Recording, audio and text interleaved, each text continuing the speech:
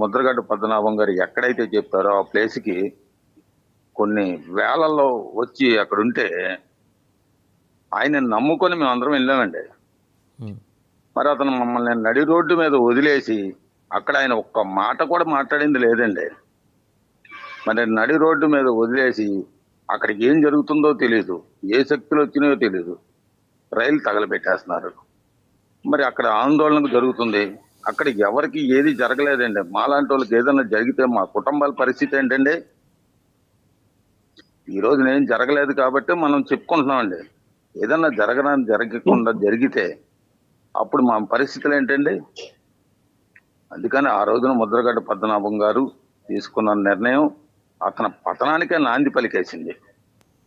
ఎందుకంటే ఒక నాయకుడు సరే, ఇప్పుడు అది ఓకే, అవన్నీ అయిపోయినాయి. ఇప్పుడు జీవో ఇవ్వటం, వెనక్కి తీసుకోవటం, దీని మీద ఏమంటారు రాము గారు?